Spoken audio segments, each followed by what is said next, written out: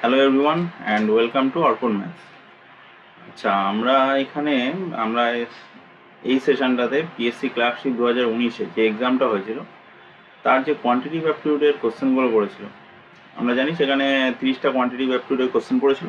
সেই 30টা কোয়ান্টিটিভ অ্যাপটিটিউডের কোশ্চেনের আমরা এখানে ডিটেলস সলিউশন দেবো। সেশনটা তোমাদের আপকামিং যে ক্লার্কশিপ এক্সামটা আছে সেখানে ম্যাথস বা কোয়ান্টসে যে কোশ্চেনগুলো পড়ে সেগুলো সলভ করতে তোমাদের খুবই হেল্পফুল হবে। আর তোমরা সবাই জানো যে পিওআইকিউ বা প্রিভিয়াস ইয়ার্সের কোশ্চেন কতটা রেলিভেন্ট হয় নেক্সট এক্সামগুলোর জন্য।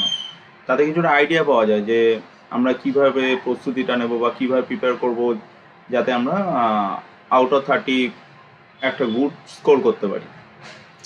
তো আরেকটা কথা বলবো যে পিএসসি ক্লার্কশিপ সংক্রান্ত আমি এরপরে কিছু মক বা প্র্যাকটিস সেট নিয়ে আসবো, তো সেগুলো চাইলে তোমরা দেখতে পারো। আর সেশনটা আপাতত ক্লার্কশিপ 2019-এর যে শিফট 1-এ 30 কোশ্চেন ছিল কোয়ান্টের, সেইগুলো আলোচনা করবো। তো চলো এক্সট্রা কিছু কথা না বলে চলো শুরু করা যাক ভিডিওটা। কোশ্চেন নাম্বার 41 কি বলেছে দেখো। আচ্ছা, আমরা এখানে বাইলিঙ্গুয়ালি রাখার চেষ্টা করেছি, ইংলিশ ভার্সন আর বাংলা ভার্সন যে কোশ্চেনগুলো ছিল সেইখান থেকেই রেখেছি। একদম এক্স্যাক্টলি এই কোশ্চেনগুলোই ছিল। বাদিকে আমাদের ইংলিশ ভার্সন থাকবে, ডান দিকে আমাদের বাংলা ভার্সনটা থাকবে। তা যাদের ইংলিশে পড়তে অসুবিধা হচ্ছে তারা বাংলাটা দেখতে পারো, যাদের আবার বাংলাতে কমফোর্টেবল, ইংলিশে কমফোর্টেবল তারা ইংলিশটাও দেখতে পারো। তাহলে দেখো কি বলেছে, পরপর 3টি যুগ্ম সংখ্যার যোগফল 54, এদের মধ্যে ক্ষুদ্রতম সংখ্যা কোনটি? দেখো, 3টে সংখ্যার যোগফল বলেছে 54, তাহলে আমরা এখানে এটাকে 3টে নাম্বারে ভেঙে নিতে হবে, তার মধ্যে ক্ষুদ্রতম নাম্বারটা আমাদের বের করতে হবে। তাহলে দেখো 3টে নাম্বার পরপর যেহেতু আছে, তাহলে এদের মধ্যে মিডিল যে নাম্বারটা হবে সেটা কি হবে? অ্যাভারেজ অফ 3টে নাম্বার বা 3টে নাম্বারের গড়। তাহলে সেটাই কি হবে? 54 ডিভাইডেড বাই 3, দ্যাট ইজ 18। তাহলে এই নাম্বারটা আমাদের হবে 18। আর যেহেতু যুগ্ম সংখ্যা, তাহলে এটা কত হবে? তার থেকে 2 কম হবে, দ্যাট ইজ 16। আর এটা হবে আমাদের 20।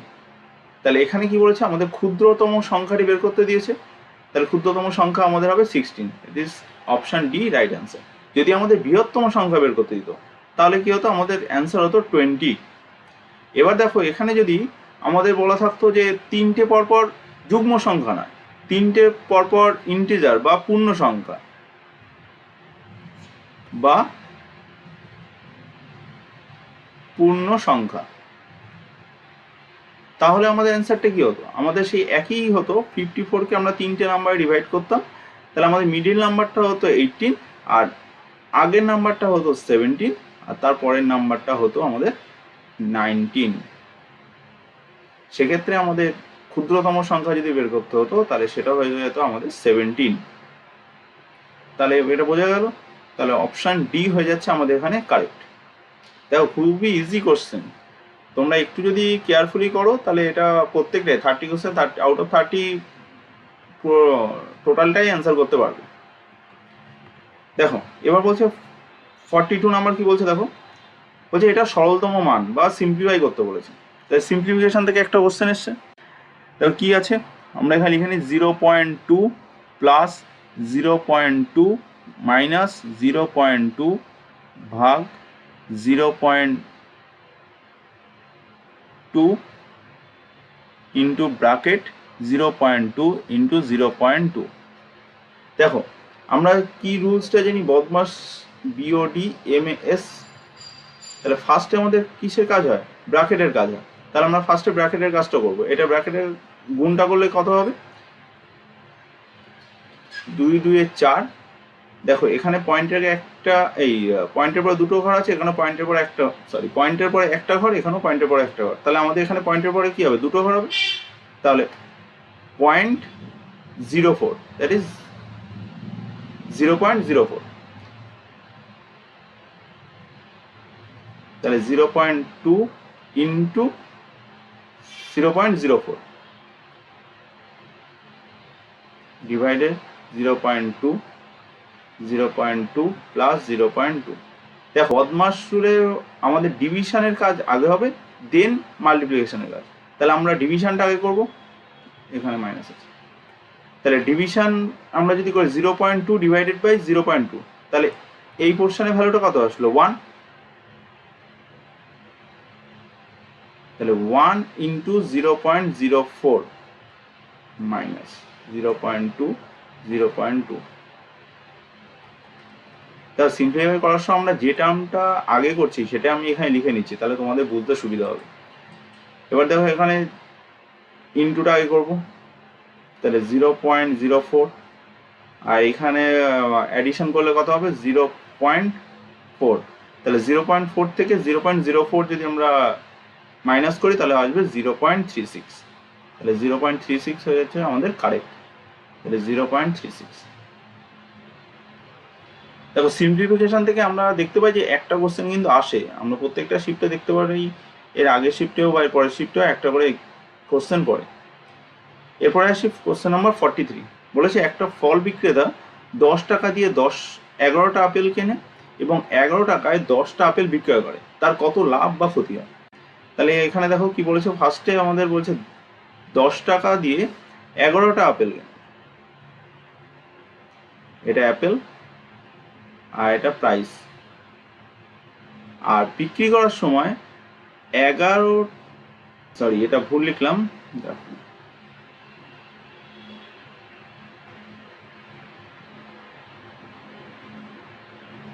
10 টাকা দিয়ে 11টা আপেল কেনে, তাহলে এখানে 11টা আপেল, তার প্রাইস কত 10, আর বিক্রি করার সময় 11 টাকায় 10টা আপেল বিক্রয় করে, তাহলে 10টা আপেল বিক্রি করছে, তার দাম কত 11 টাকা। তাহলে এটা আমাদের কস্ট প্রাইস, এটা হচ্ছে সেলিং প্রাইস। এবার আমরা ফার্স্টে কি করব, আমাদের অ্যাপেলের কোয়ান্টিটিটা আমাদের সেম করতে হবে, কারণ আমরা যখন কস্ট প্রাইসের সাথে সেলিং প্রাইস আমরা তুলনা করব তখন কিন্তু আমাদের অ্যাপেলের কাউন্টিংটা সেম করতে হবে। তাহলে আমরা ফার্স্টে অ্যাপেলের কাউন্টিংটা সেম করি, তাহলে এটাকে আমরা যদি 10 দিয়ে মাল্টিপ্লাই করি আর এটাকে যদি 11 দিয়ে মাল্টিপ্লাই করি, তাহলে অ্যাপেলের আমাদের কাউন্টিংটা দেখো কত হবে 110, আর এখানে অ্যাপেলের কাউন্টিংটা হবে 110। তাহলে এখানে আমাদের 10 দিয়ে মাল্টিপ্লাই করতে হবে, তাহলে এটার প্রাইস কত হবে 100 টাকা, আর এখানে আমাদের মাল্টিপ্লাই করতে হবে 11 দিয়ে, তাহলে এখানে হবে 121 টাকা। তাহলে 110টা অ্যাপেলের কস্ট প্রাইস হচ্ছে 100 টাকা, আর 110টা অ্যাপেলের সেলিং প্রাইস হচ্ছে 121 টাকা। তাহলে আমাদের কস্ট প্রাইসের উপর কত প্রফিট হলো 21 টাকা, তাহলে 100 টাকায় প্রফিট হলো কত 21 টাকা, তাহলে এটাই আমাদের প্রফিট পার্সেন্টেজ। তাহলে 21 টাকা আমাদের লাভ হচ্ছে বা 21% লাভ হচ্ছে, তাহলে অপশান ডি দেখো হয়ে যাবে এখানে আমাদের কারেক্ট। এবার চলে আসি কোশ্চেন নাম্বার 44, বলছে ক্ষুদ্রতম কোন সংখ্যাকে 57, 76 এবং 190 এত দ্বারা ভাগ করলে প্রতি ক্ষেত্রেই 1 অবশিষ্ট থাকে। তাহলে আমরা ফার্স্টে বের করবো যে কোন আমাদের ক্ষুদ্রতম কোন সংখ্যা যেটা আমাদের 57, 76 এবং 190 এই তিনটে দ্বারা ডিভিজিবল। তাহলে সেটার জন্য আমরা কি বের করব, এদের এলসিএম করব। এবার এলসিএম আমরা জানি, এলসিএম কিভাবে বের করবো, এই তিনটে নাম্বারের এলসিএম কিভাবে বের করবো, আমরা এখান থেকে দেখবো 190কে আমরা কি লিখতে পারি 190 ইন্টু 10, 76কে লিখতে পারি 19 ইন্টু 4, আর 57কে লিখতে পারি 19 ইন্টু 3। তাহলে এলসিএম কত হবে 19, প্রত্যেকটার ক্ষেত্রে 19 ইন্টু 10, প্রত্যেকটার ক্ষেত্রে দেখো 19 কমন আছে, তাহলে 19 ইন্টু 3 ইন্টু 4 ইন্টু এখানে দেখো একটা 2 আছে, তাহলে আমাদের এখানেও একটা 2 আমরা অলরেডি নিয়ে নিয়েছি, তাহলে আমাদের একটা জাস্ট 5 নিতে হবে, তাই ইন্টু 5, তাহলে এটা কত পাবো 4 5 20, 20 আর 3 60, তাহলে 19:60, 19:6 কত হয় 114, তার সাথে একটা 0 আসবে। তাহলে এই 1140 হচ্ছে ক্ষুদ্রতম সংখ্যা যেটা 57, 76 এবং 190 এই তিনটে দ্বারা ডিভিজিবল। তাহলে আমাদের প্রত্যেকটা ক্ষেত্রে এক অবশিষ্ট থাকবে, তার মানে আমাদের নাম্বারটা কত হবে? 1 1 4 1, তবেই তো আমাদের এক অবশিষ্ট থাকবে। তাহলে এখানে দেখো অ্যান্সার বি হয়ে যাবে আমাদের কারেক্ট। এবার চলে আসি কোশ্চেন নাম্বার 45। দেখো রেশিও প্রপোর্শন থেকে একটা কোশ্চেন কি বলছে, a is to b 2:3, b is to c 4:5, c is to d 3:7, তাহলে a b c d এর অনুপাত কত? তাহলে এগুলো তো আমরা সহজ জানি কিভাবে। এখানে আমরা চারটে নাম্বার লিখে নেবো a b c d। এবার ফার্স্টে রেশিও লিখবো a is to b 2:3, আর সুবিধার জন্য এখানে একটা লাইন টেনে বুঝতে সুবিধা হবে।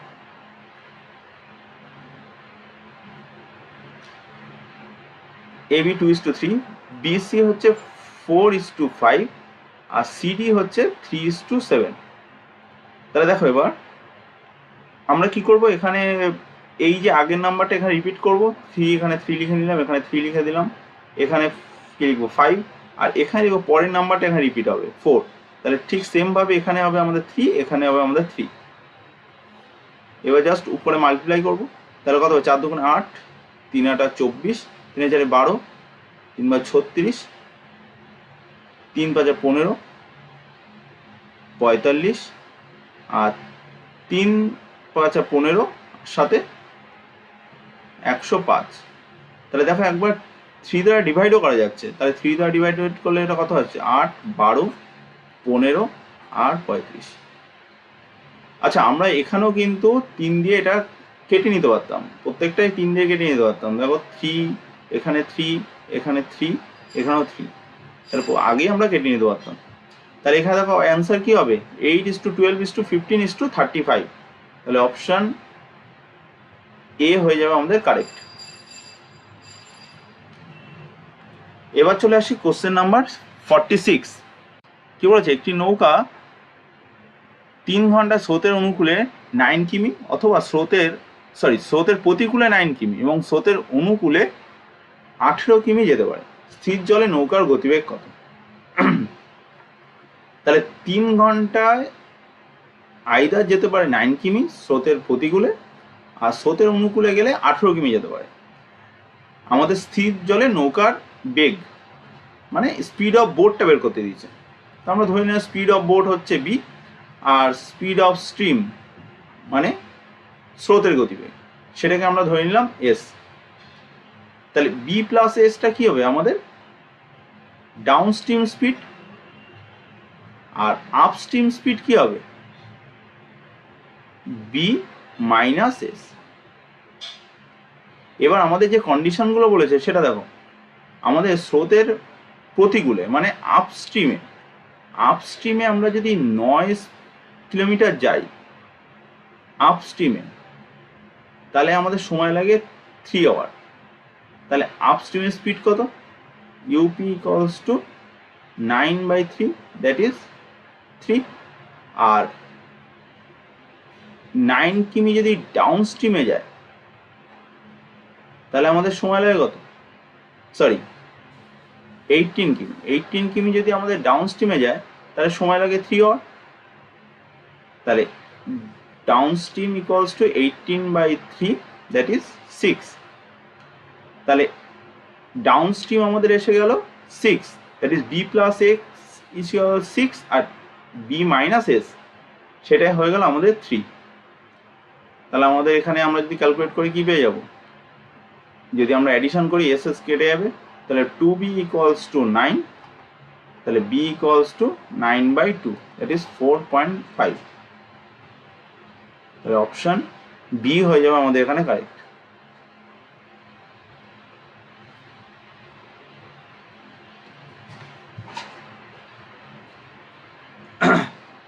এবার চলে আসি কোশ্চেন নাম্বার 47। যদি কোনো আসল চক্রবৃদ্ধি হারে সুদে 3 বছরে সুদে আসলে 27 গুণ হয় তাহলে বার্ষিক সুদের হার কত? দেখো আমরা যখন কম্পাউন্ড ইন্টারেস্ট বা চক্রবৃদ্ধি সুদ পড়ি তখন আমরা জানতে পারি যে যখন ওটা ক্যালকুলেট করব তখন সবসময় আমাদের যে অ্যামাউন্টের উপর ক্যালকুলেট হবে। যেমন সরল সুদের ক্ষেত্রে আমরা সুদটাকে ক্যালকুলেট করি, সুদ কত গুণ হলো সেটা ক্যালকুলেট করি, ঠিক চক্রবৃদ্ধি সুদের ক্ষেত্রে আমরা অ্যামাউন্টটা কত গুণ হচ্ছে সেটা ক্যালকুলেট করবো। তাহলে দেখো 3 বছরে বলছে 27 গুণ হচ্ছে, তাহলে 3 ইয়ারে কত হচ্ছে 27 গুণ। তাহলে নিশ্চয়ই প্রত্যেক বছর প্রথম বছর যদি এক্স গুণ হয়, পরের বছর যদি এক্স গুণ হয়, তারপরের বছর যদি এক্স গুণ হয়, তাহলে টোটালে কত এক্স কিউব গুণ বেড়েছে। আমরা তাই তো জানি চক্রবৃদ্ধি সুদের ক্ষেত্রে। এক বছর যদি দেখো, আরেকবার এখানে ভালো করে লিখছি, প্রথম বছর 1 ইয়ার কোন একটা অ্যামাউন্ট প্রিন্সিপাল যদি এক্স গুণ বাড়ে,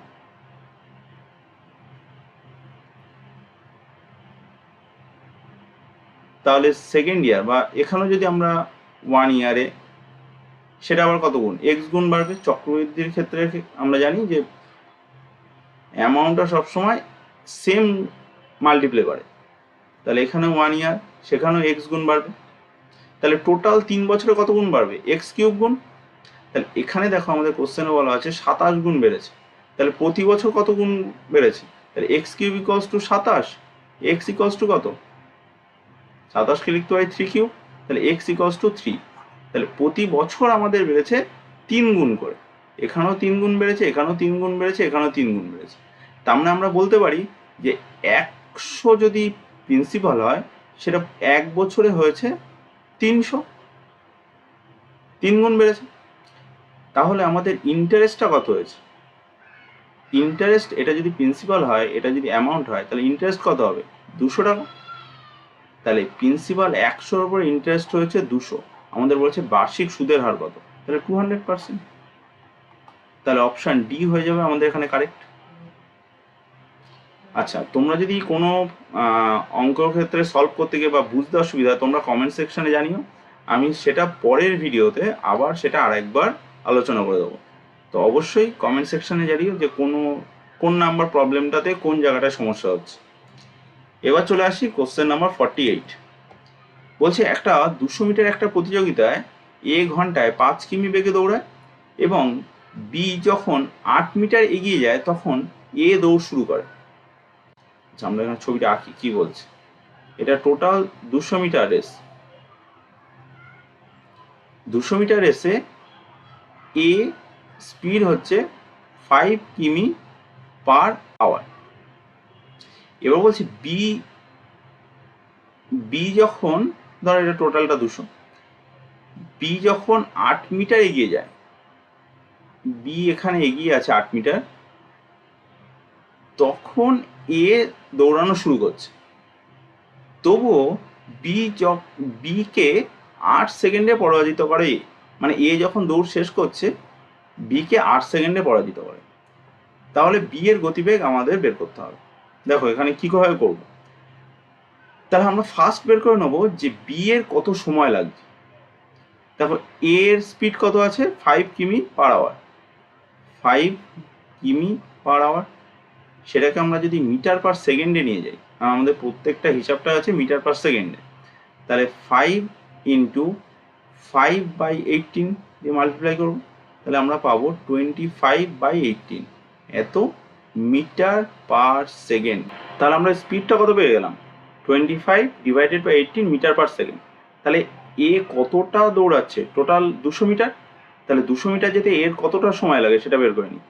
তাহলে 200/25/18 equals to 200/25 into 18, that is 8 18 144। তাহলে এত সেকেন্ড সময় লাগে এর এই 200 মিটার রানে।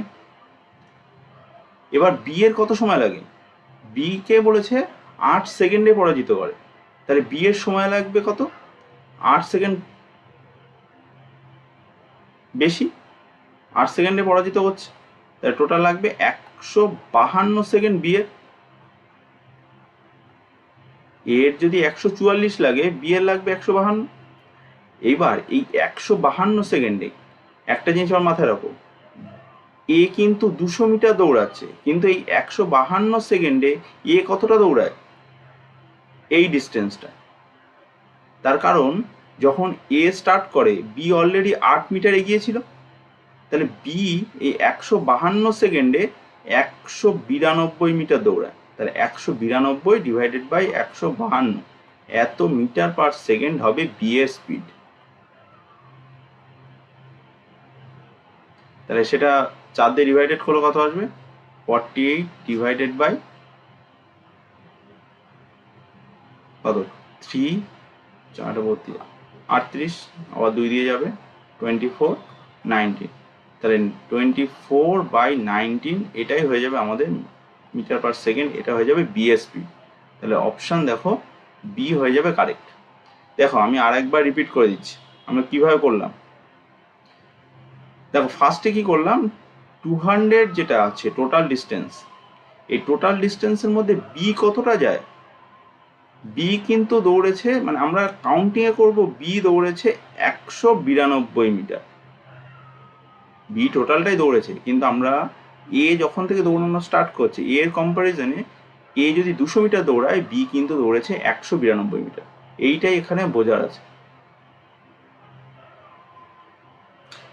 আমরা ফার্স্টে কি করলাম, এর স্পিডটা আমরা মিটার পার সেকেন্ডে ক্যালকুলেট করলাম, সেটা আসলো 25 ডিভাইডেড বাই 18।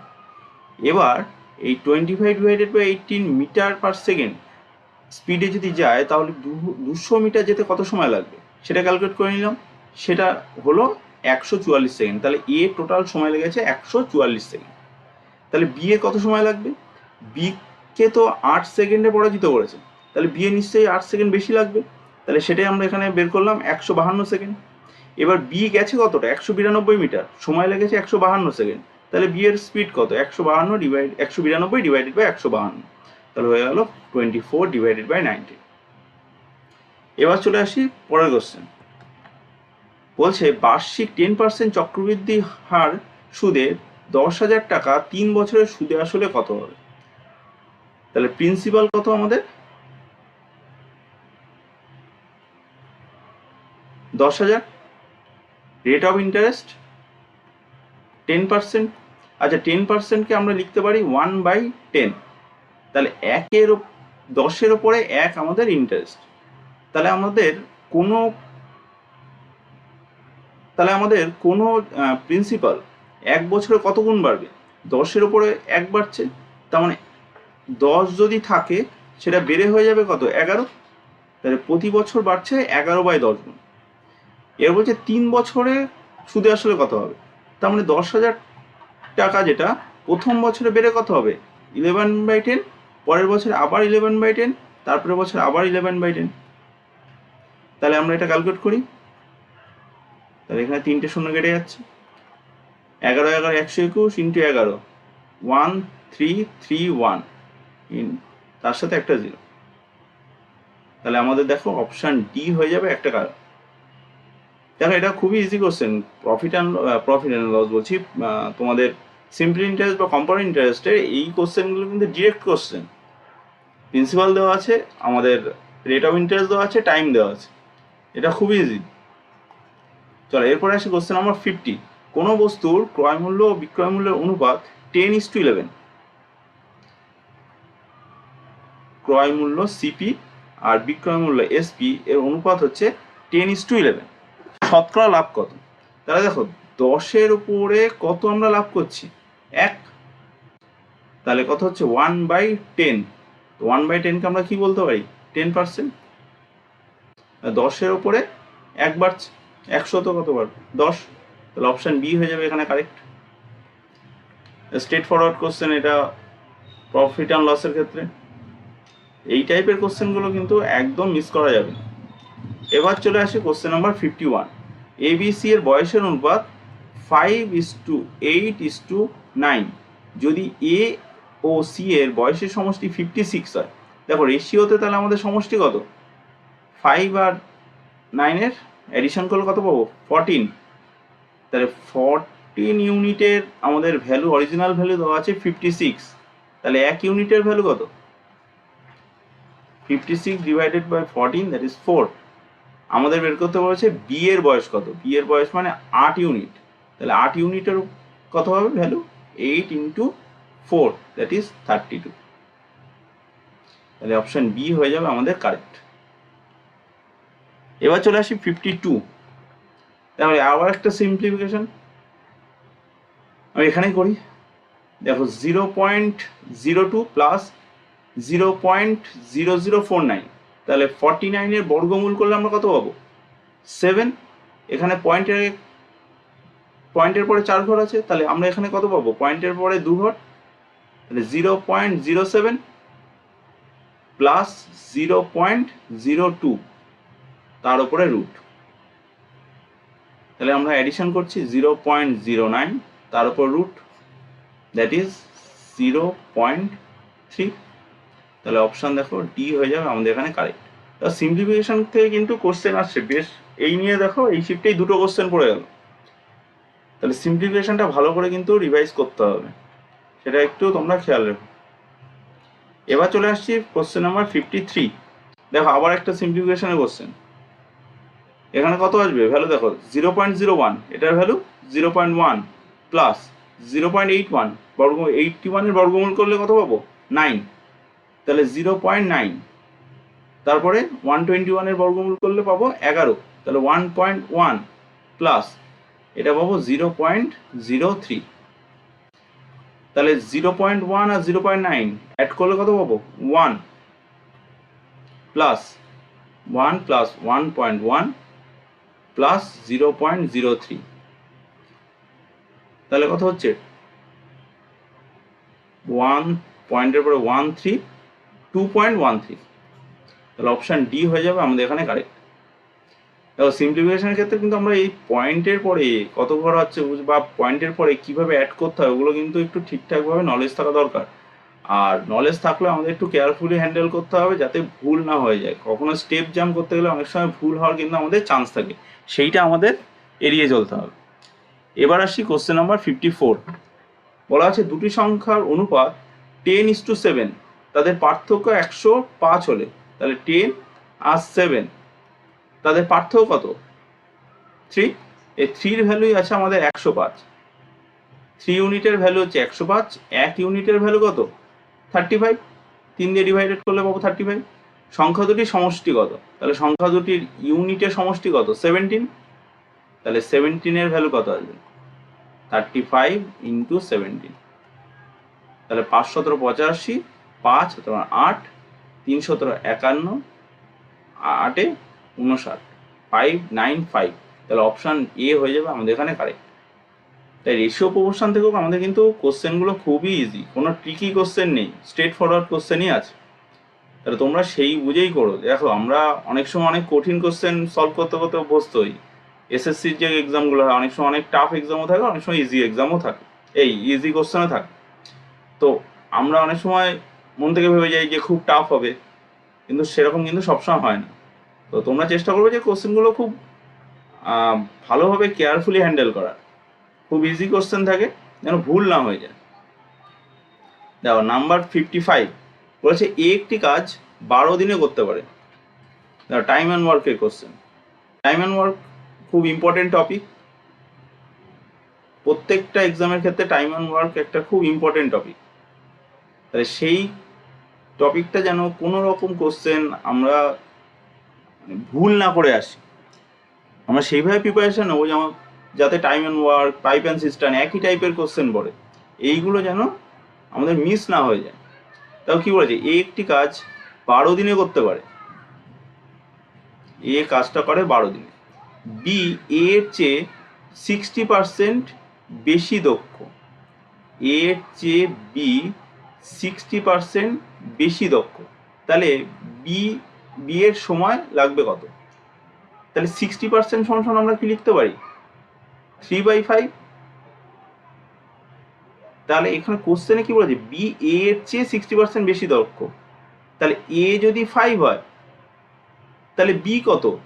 আরো 3 বেশি, বি 5-এর থেকে 3 বেশি, তাহলে কত? 8। তাহলে এবার বলেছে এ 5 এফিসিয়েন্সি বা 5 দক্ষতা নিয়ে যদি 12 দিন সময় লাগে, তাহলে টোটাল কাজ কত? 12 ইন্টু 5, এটা হয়ে যাবে আমাদের টোটাল কাজ। তাহলে বি এর 8 দক্ষতা নিয়ে কতদিন সময় লাগবে? 12 ইন্টু 5 ডিভাইডেড বাই 8, তাহলে এটা 4 দিয়ে কাটলাম, 3 2 15/2, তার মানে 7 পূর্ণ 1/2 এতদিন। তাহলে অপশান এ হয়ে যাবে আমাদের এখানে কারেক্ট। এবার চলে আসি কোশ্চেন নাম্বার 56। দেখো পি এর 50%, P into 50% equals to Q into 25%। তাহলে 50% সমান সমান আমরা কত জানি, P into half equals to Q into 1/4। তাহলে 2 2 কেটে যাচ্ছে, তাহলে পি ইকুয়ালস টু কত, কিউ ইন্টু হাফ। তাহলে হাফ ইকুয়ালস টু আমরা কত জানি, 50%। তাহলে অপশন সি হয়ে যাবে আমাদের কারেক্ট, কারণ আমাদের এক্স এর ভ্যালু বের করতে দিয়েছে, এক্সটাই হচ্ছে 50%। এবার চলে আসছে কোশ্চেন নাম্বার 57। কোনো মূলধন 3 বছরের সুদে মূলে 560 টাকা এবং 5 বছরে সুদে মূলে 3 বছরে, মানে প্রিন্সিপাল 3 বছরে হয় 560 এবং 5 বছরে সেম অ্যামাউন্ট 5 বছরে হয় 600 টাকা। এবার দেখো এখানে আমাদের কোনো রকম সুদের কথা বলা নেই, তাহলে আমরা ধরে নেবো এটা সরল সুদেই হচ্ছে বা সিম্পল ইন্টারেস্ট। আমাদের রেট অফ ইন্টারেস্টটা বের করতে দিয়েছে। তাহলে সরল সুদের ক্ষেত্রে আমরা কি জানি, প্রত্যেক বছরে সুদের অ্যামাউন্টটা সেম থাকে। তাহলে এই 2 বছরে আমাদের 3 বছরে হয়েছিল 560 আর 5 বছরে হয়েছিল 600। তাহলে 2 বছরে এখানে সুদটা কত হয়েছে, ফর 2 ইয়ার্স ইন্টারেস্ট কত,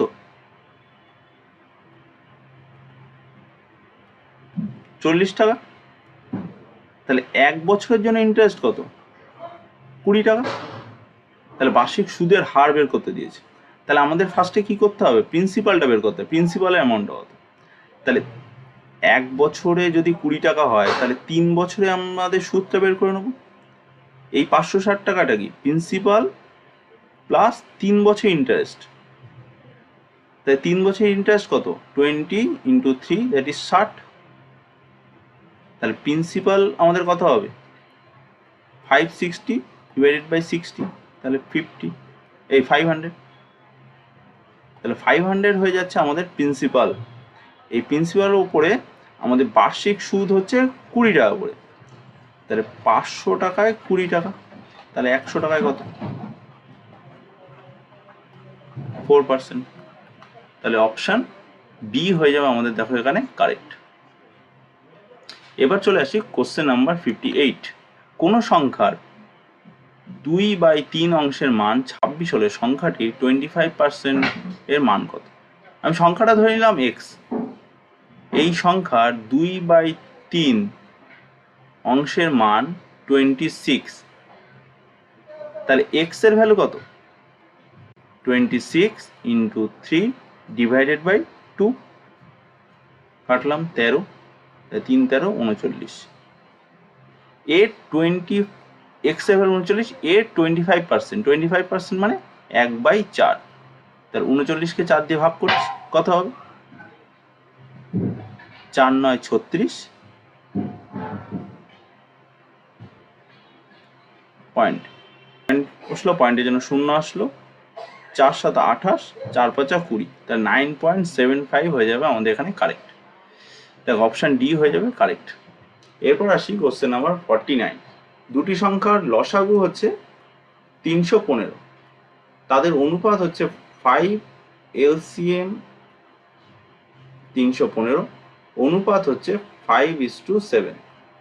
তাহলে তাদের গুণফল বের করতে দিয়েছে।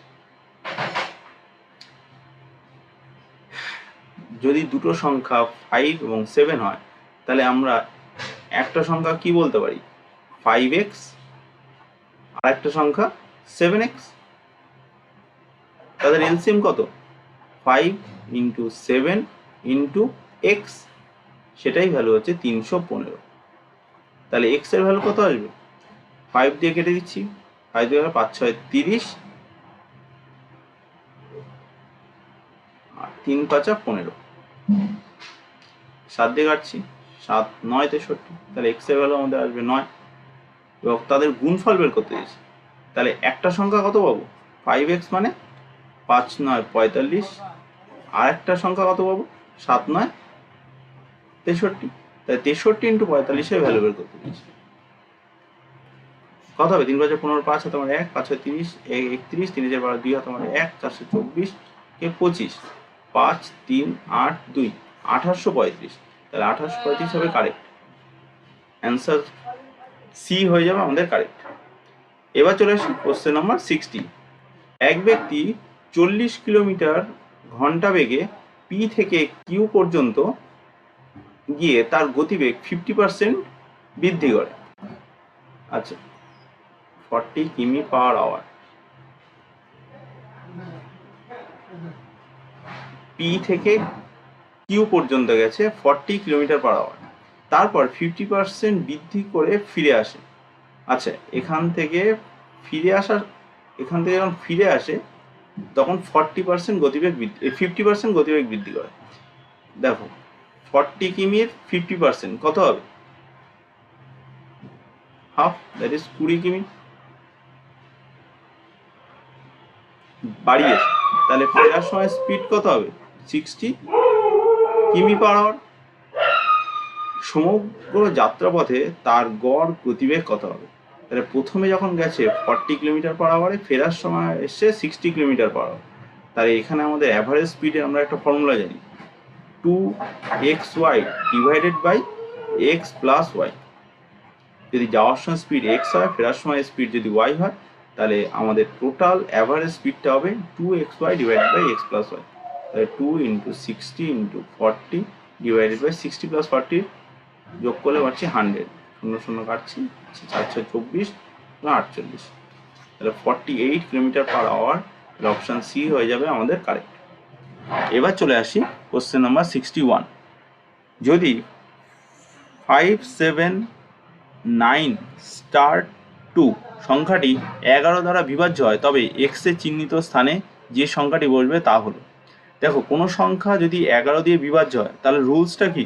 তার রুলসটা হচ্ছে আমাদের এই অড পজিশনগুলোর সাম এবং ইভেন পজিশনগুলোর সাম, এদের যে ডিফারেন্স সেটা আমাদের আইদার 0 হতে হবে বা 11 দ্বারা বিভাজ্য হতে হবে। তাহলে আমাদের অড পজিশনগুলোর সাম কত হচ্ছে? 2 প্লাস 9 11 প্লাস 15 16। আর ইভেন পজিশনগুলোর সাম কত? 7 প্লাস স্টার। তাহলে এদের ডিফারেন্সটা আমাদেরকে 0 হতে হবে বা 11 হতে হবে। তাহলে ইজিলি আমরা করতে পারি, এখানে যদি আমরা 9 বসাই এক্স এর জায়গায়, তাহলে আমাদের কত হবে? 16 হয়ে যাবে। তাহলে আমাদের ডিফারেন্সটা হয়ে যাবে 0। তাহলে স্টারের পজিশনের হবে আমাদের 9। তাহলে অপশান সি হয়ে যাবে আমাদের কারেক্ট। এবার আসি কোশ্চেন নাম্বার 62। যদি 5*5/3 minus 3*8/9 minus star equals to 1 হয়, তাহলে একের স্থানে কি বসবে? তাহলে সিম্পলিফাই করি, সিম্পল একদম। 3 5 15, 20/3 মাইনাস 3 27 8 35/9, মাইনাস ওয়ানটাকে এপাশে নিই, এই ওয়ানটাকে এপাশে নিচ্ছি, মাইনাস ওয়ান হয়ে যাচ্ছে, এই পাশে আমাদের স্টারটাকে নিয়ে আসছি। তাহলে স্টার ইকুয়ালস টু কত হবে? এলসিএম করছি 9, তাহলে এখানে 60 মাইনাস 35 মাইনাস 9, তাহলে 35 আর 9 কত হয়? 44। আর 60 থেকে 44 বিয়োগ করলে 16 ডিভাইডেড বাই 9। তাহলে অপশান সি হয়ে যাবে আমাদের কারেক্ট। এরপর আসি 63। বার্ষিক 5% সরল সুদে 500 টাকা, তাই রেট অফ ইন্টারেস্ট হচ্ছে 5%, প্রিন্সিপাল হচ্ছে 500, 6 বছরের সুদ 6 ইয়ার।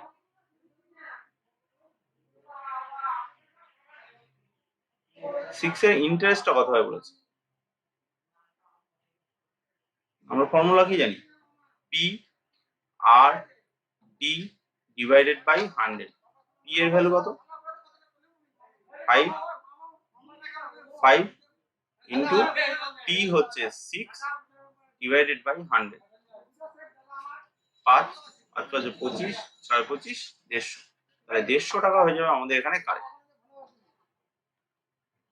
নেক্সট কোশ্চেন নাম্বার 64 বলছে এ একটি কাজের 1/3 অংশ করে 5 দিনে।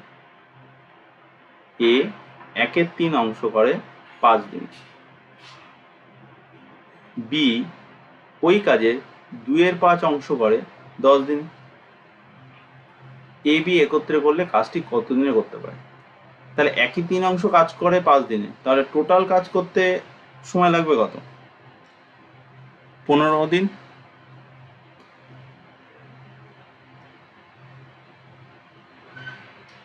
সেম ভাবে বি এর 2/5 অংশ কাজ করতে লাগে 10 দিন, তাহলে টোটাল কাজ করতে কত দিন লাগবে? 2/5 করতে লাগে 10 দিন, তাহলে 1/5 করতে লাগবে 5 দিন, তাহলে টোটাল কাজ করতে 25 দিন। এরপরে তো বাকিটা তো একদম সিম্পল, 15 আর 25 এদের এলসিএম করলে কত পাবো? আমরা 75। তাহলে এফিসিয়েন্সি কত হবে? 75 ডিভাইডেড বাই 5, তাহলে এ এর এফিসিয়েন্সি হয়ে যাচ্ছে 5, এ এর এফিসিয়েন্সি হচ্ছে 5 আর বি এর এফিসিয়েন্সি হচ্ছে 3, তাহলে টোটাল এফিসিয়েন্সি হচ্ছে 8। তাহলে টোটাল কাজ একত্রে যদি করে তাহলে সময় লাগবে 75 ডিভাইডেড বাই 8, দ্যাট ইজ 8 9 72, 9 পূর্ণ 3/8, তাহলে বি হয়ে যাবে আমাদের কারেক্ট। এরপর আসি কোশ্চেন নাম্বার 65 বলছে 10% এবং 30% ক্রমিক ছাড়ের সমতুল্য ছাড় কত? মানে আমাদের সিঙ্গেল ডিসকাউন্টে বের করতে হবে 10% আর 30%কে। তা আমরা কি জানি এটা কিভাবে করব? একটা করা যায় X plus Y minus X Y divided by 100, এই ফর্মুলা বের করব। তাহলে এখানে আসবে 10 plus 30 minus 10 into 30 divided by 100, 40 minus 3, that is 37। তাহলে এই ফর্মুলাতে আমাদের ইজিলি কোশ্চেনটা সলভ করলাম। আচ্ছা, আমরা এই প্রবলেমটা আর একটা ভাবে সলভ করতে পারি, দেখো কিভাবে করছি।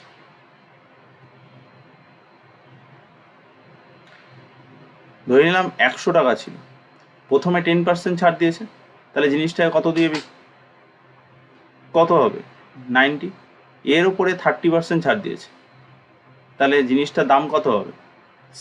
90 ইন্টু 70/30, তাহলে জিনিসটার দাম হচ্ছে 63। তাহলে 100 টাকা যে জিনিসের দাম ছিল দুবার ছাড় দেওয়ার পরে হলো 63, তাহলে আমি ছাড় কত পেলাম? 37। তোমরা এইভাবে প্রবলেমটা করতে পারো বা এইভাবে করতে পারো, অ্যান্সার একই আছে। তাহলে অপশান বি হয়ে যাবে আমাদের কারেক্ট। এবার আসি 66। দেখো আরেকটা সিম্পলিফিকেশনের কোশ্চেন। এখানে আমাদের ভ্যালুটা কত পাবো? 2.3 ইন্টু 2.3 ইন্টু 2.3, তাহলে এটা পাবো 2.3 এর কিউব মাইনাস 0.027, 27কে আমরা কি লিখতে পারি? 3 এর কিউব, তাহলে এটা হবে 0.3 এর cube divided by 2.3 square plus 0.69 plus 0.09, তাহলে উপরেরটা কত? এ কিউব মাইনাস বি কিউবের ফর্মুলা, আর নিচে আমরা কি পাচ্ছি দেখো এ স্কোয়ার। 0.69কে আমরা কি লিখতে পারি? 0.69কে আমরা লিখতে পারি 0.3 ইন্টু 2.3, তাহলে এ square plus A B plus, আর 0.09কে আমরা লিখতে পারি 0.3 এর স্কোয়ার, এটাকে লিখতে পারি 0.3 এর, তার মানে এটা পাচ্ছি বি স্কোয়ার। তাহলে এভাবে ফর্মুলা ফেলছি এ মাইনাস বি, উপরটা এ কিউ মাইনাস বি কিউবের formula A minus B into A square plus A B plus B square divided by A square plus A B plus B square. তাহলে কেটে যাবে, তাহলে আমাদের থাকবে জাস্ট এ মাইনাস বি। এর value কত? 2.3 আর বি এর ভ্যালু 0.3, মাইনাস করলে পাবো 2। তাহলে অপশান দেখো বি হয়ে যাবে আমাদের এখানে কারেক্ট। দেখতে কিন্তু কোশ্চেনটা টাফ ছিল, যদি আমরা ডিরেক্ট এরকম গুণ বা ভাগ বা যোগ করি সেটা কিন্তু অনেকটা একটা বাজে পর্যায়ে চলে যেত। তাহলে এটা হয়ে যাবে আমাদের বি কারেক্ট অ্যান্সার। এরপর আসি 67। একটি চৌবাচ্চা দুটি নল দিয়ে যথাক্রমে 9 ঘন্টায় এবং 12 ঘন্টায় চৌবাচ্চাটি পূর্ণ করা যায়। দুটি নল একসঙ্গে খুলে দিলে চৌবাচ্চাটি পূর্ণ হয় কত? তাহলে এ নল দিয়ে যদি পূর্ণ করে তাহলে 9 ঘন্টা সময় লাগে, বি নল দিয়ে পূর্ণ করতে 12 ঘন্টা সময় লাগে। দুটো নল একসাথে খোলা আছে, তাহলে আমরা ফার্স্ট এলসিএম করবো। এলসিএম কত 36, 4, 3। তাহলে টোটাল এফিসিয়েন্সি কত? 4 আর প্লাস 3 7। সময় লাগবে কত? 36 ডিভাইডেড বাই 7, 5 7 35, 1/7, 5 পূর্ণ 1/7। তাহলে অপশন এ হয়ে যাবে কারেক্ট। টাইম অ্যান্ড ওয়ার্ক আর পাইপ অ্যান্ড সিস্টেম এর টপিক বা টাইপগুলো কিন্তু খুবই ইজি। যদি তোমরা যদি এই টাইপগুলো সলভ করো বারবার করে, তাহলে দেখবে খুবই ইজি লাগবে। আর এই টাইপগুলো তোমাদের আসেই। একটা চৌবাচ্চা একটা নল দিয়ে জল বেরিয়ে যাচ্ছে বা এখানে পূর্ণ হচ্ছে, এখানে যেমন দেওয়া আছে এটা একদম ইজি ছিল। চৌবাচ্চা থেকে দুটো নল দিয়েই জল বেরিয়ে যাচ্ছে। এমন থাকতে পারতো একটা নল দিয়ে জল ঢুকছে, একটা নল দিয়ে জল বেরোচ্ছে। তাহলে এখানে আমাদের বি নল দিয়ে যদি জল বেরিয়ে যেত তাহলে আমাদের এফিসিয়েন্সি মাইনাস হতো। সেই টাইপের কোশ্চেনগুলো আমরা পরে প্র্যাকটিস সেটে সলভ করবো। তোমরা প্র্যাকটিস সেটগুলো পরপর ফলো করো, দেখবে ওই টাইপের কোশ্চেন দেখতে পাবে। এরপর আসি কোশ্চেন নাম্বার 68। কোনো সংখ্যাকে 175 দ্বারা ভাগ করলে 132 অবশিষ্ট থাকে। সংখ্যাকে 25 দ্বারা ভাগ করলে ভাগশেষ থাকবে কত? আচ্ছা, 175 দিয়ে যদি আমরা ভাগ করি তাহলে আমাদের রিমাইন্ডার থাকছে 132। এবার কোনো সংখ্যা যদি 175 দ্বারা ডিভিজিবল হয়, সেই সংখ্যাটা তো অবশ্যই 25 দ্বারা ডিভিজিবল। কেন 175 নিজেই তো ডিভিজিবল 25 দিয়ে। তাহলে যে সংখ্যা 175 দিয়ে ডিভিজিবল সেই সংখ্যা 25 দ্বারাও ডিভিজিবল হবে। তাহলে 25 দ্বারা ওই সংখ্যাকে যদি আমরা ভাগ করি তাহলে আমাদের রিমাইন্ডার কত আসবে? এই ক্ষেত্রে যত রিমাইন্ডার ছিল, এই 132কে 25 দ্বারা ভাগ করলে যে রিমাইন্ডারটা আসবে সেটা, তার মানে 132কে যদি আমরা 25 দ্বারা ভাগ করি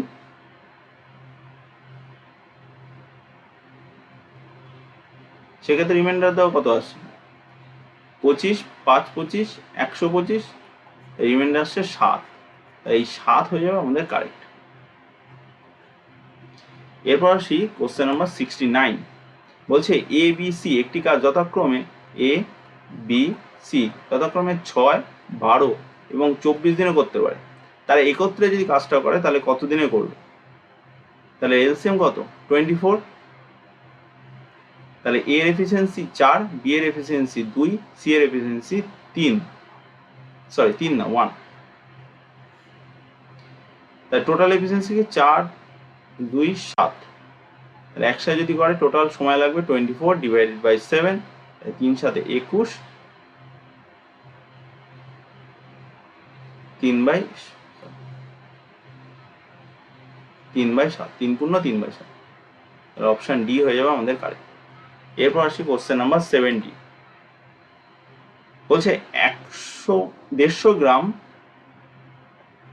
সুগার সলিউশন হ্যাজ 150 গ্রাম চিনির দ্রবণে 20% চিনি আছে। ওই দ্রবণে আরো কত গ্রাম চিনি মিশ্রণ করলে চিনির মোট পরিমাণ 25% হবে? আচ্ছা, ফার্স্টে কত ছিল? 20%। 100 গ্রাম টোটাল দ্রবণে 20% ছিল চিনি। পরে কিছুটা আমরা চিনি অ্যাড করলাম যাতে 25% চিনি হয়। এটা কিভাবে সলভ করে দেখো? 20% মানে কত? 1/5। তাহলে টোটাল আমাদের 5-এর মধ্যে 1 আছে চিনি। তাহলে চিনি আর জল লিখলাম। তাহলে চিনি যদি 1 থাকে তাহলে জল কত আছে? 4। আর এখানে চিনি যদি 1 থাকে জল কত আছে? 3। এবার দেখো আমাদের চিনি মিশ্রণ করা হয়েছে মানে মিশ্রিত করা হয়েছে, জল তো বাড়েনি বা কমেনি। তাহলে জলের পরিমাণটা সেমই তো থাকবে। তাহলে জলের পরিমাণটাকে আমরা সেম করছি। তাহলে এই রেশিওকেই এখানে যে রেশিও ছিল সেই রেশিওকে আমরা 3 দিয়ে গুণ করছি, আর এই রেশিওকে আমরা 4 দিয়ে গুণ করছি। তাহলে নতুন রেশিও কত পাবো দেখো? চিনি আর জলের রেশিও 3:12 আর এখানে পাবো 4:12। তাহলে দেখো আমাদের চিনি কত মেশানো হলো, 1 ইউনিট মেশানো হয়েছে। দেখো 12, জল কিন্তু সেমই আছে, 12 ইউনিট ছিল, 12 ইউনিটই আছে, চিনি মেশানো হয়েছে 1 ইউনিট। এবার প্রথমে কত ইউনিট দ্রবণ ছিল, 3 আর 12, 15 ইউনিট টোটাল দ্রবণ ছিল। এই 15 ইউনিটের ভ্যালু কত, 150 গ্রাম। তাহলে আমাদের 1 ইউনিট জল মেশানো হয়েছে, তাহলে 1 ইউনিটের ভ্যালু কত, 10 গ্রাম। তাহলে অপশান দেখো এ হয়ে যাবে আমাদের কারেক্ট। দেখো পার্সেন্টেজের কোশ্চেনকে আমরা যদি রেশিও প্রপোর্শনের বা রেশিওর ফর্মে করি, তাহলে দেখবে অনেক ইজিলি আমরা কোশ্চেনগুলো সলভ করতে পারবো। 30টা যে কোশ্চেন ছিল পিএসসি ক্লার্কশিপে, সেই 30টা কোশ্চেনে আমরা সলিউশন দিলাম এবং চেষ্টা করলাম ডিটেল আলোচনা করার। আচ্ছা, এই টাইপের যে সমস্ত কোশ্চেনগুলো আমরা দেখলাম বা অবজার্ভ করলাম, সেগুলো আমরা নেক্সট যে ক্লার্কশিপে যে আমরা প্র্যাকটিস সেট বলো বা মক টেস্টগুলো আমরা তৈরি করব বা মক টেস্টগুলো তোমাদেরকে প্রোভাইড করব, তো সেখানে এই টাইপের কোশ্চেনগুলো আমি দেব, বা এই টাইপের অন্য কোশ্চেন বা অন্য টাইপগুলো যেগুলো এখানে দেওয়া নেই এই স্ট্যান্ডার্ডের, সেইগুলো আমরা বা আমি করব। তো তোমরা পরের মকগুলো বা প্র্যাকটিস সেটগুলো দেখো, আশা করছি সেটা তোমাদের আপকামিং পিএসসি ক্লার্কশিপ পরীক্ষায় খুবই হেল্পফুল হবে। তো চলো আজকের সেশনটা এখানে শেষ করছি, বাই।